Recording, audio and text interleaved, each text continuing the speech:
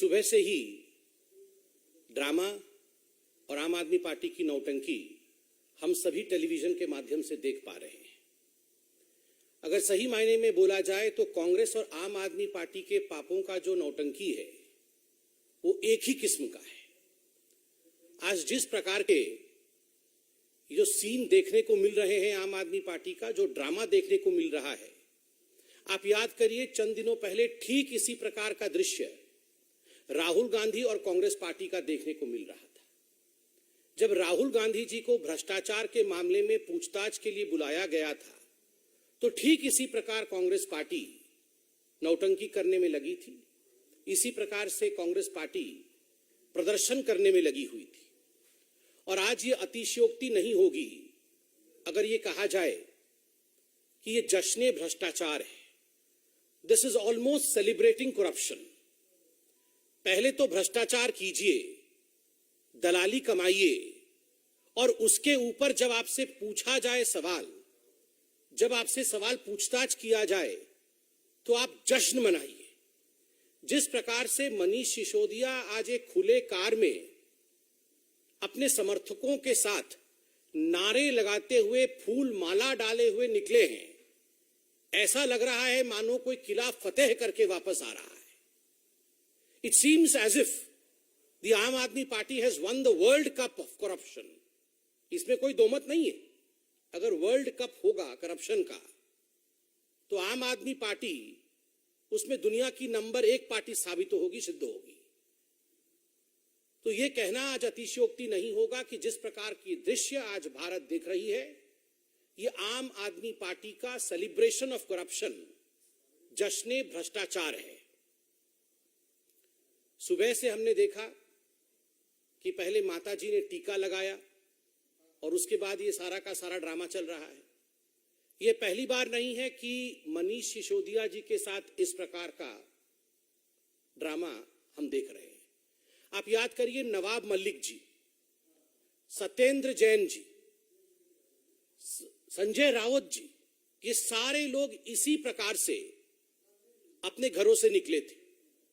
आप याद करिए जब नवाब मलिक के ऊपर भ्रष्टाचार का आरोप लगा था और जो अपने घर से वो निकले थे तो उनका भी टीका लगाया गया था। संजय राउत जी का भी इसी प्रकार से विदाई की गई थी। और तो और सत्येंद्र जैन जी को तो भारत रत्न मिलना चाहिए। इस प्रकार से अरविंद केजरीवाल जी ने उनका स्वागत किया था। मगर इनमें से कोई भी व्यक्ति जेल से बाहर नहीं आ पाया। हर व्यक्ति आज जेल में है।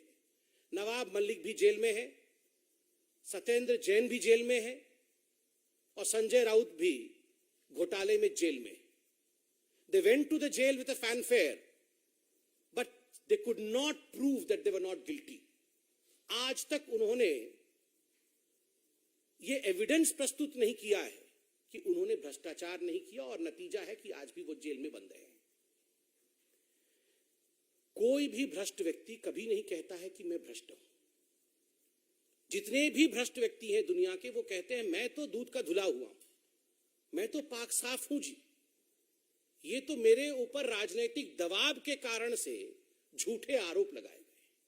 और आज आम आदमी पार्टी और मनीष सिसोदिया भी यही कर रहे हैं।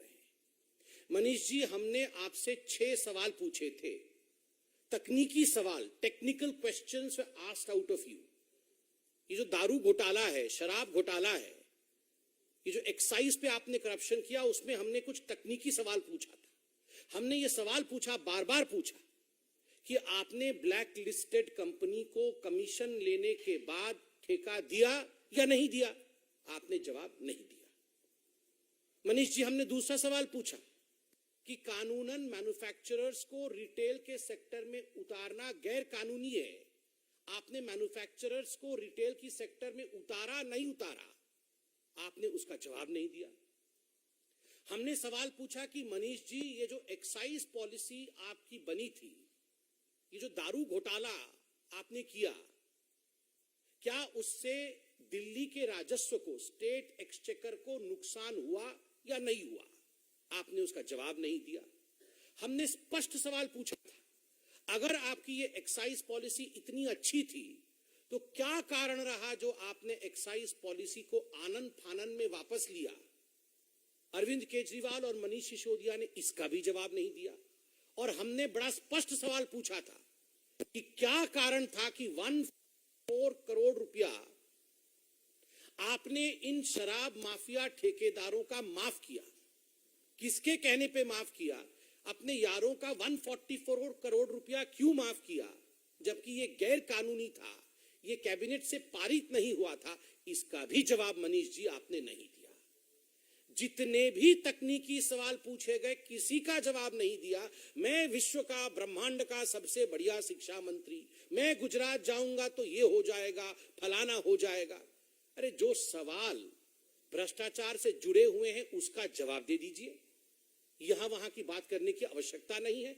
आप जवाब इसलिए नहीं दे रहे हैं क्योंकि आप जानते हैं आपने और केजरीवाल जी ने मिलकर करोड़ों रुपए का घपला किया है, मोटा माल कमाया है, और इस विषय से आप भली भांति अवगत हैं। और 2 दिन से अरविंद केजरीवाल कह रहे हैं कि मनीष सिसोदिया तो भगत सिंह है। मैं आज देश से अपील करता हूं, दारू के ठेकों से पैसा मारने वाला, दारू के ठेकों को बांटते समय भ्रष्टाचार करने वाला, उसकी कंपैरिजन आप महामहिम भगत सिंह से करेंगे? देश पे शहीद होने वाले भगत सिंह से करेंगे? और ये देश सुनता रहेगा? आप लोग विचार करिए, आप सोचिए किस व्यक्ति की कंपैरिजन किस व्यक्ति के साथ किया जा रहा है। Bhagat Singh is an institution, Bhagat Singh represent sacrifice, Bhagat Singh Hindustan का स्वाभिमान है, और मनीष सिसोदिया और अरविंद केजरीवाल भ्रष्टाचार के प्रतीक है। और भ्रष्टाचार के प्रतीक मनीष सिसोदिया को जिन लोगों ने स्वाभिमान के प्रतीक भगत सिंह के साथ कंपैरिजन किया है, तुलना की है, ये धृष्टता है, ये उचित नहीं है, माफी मांगनी चाहिए।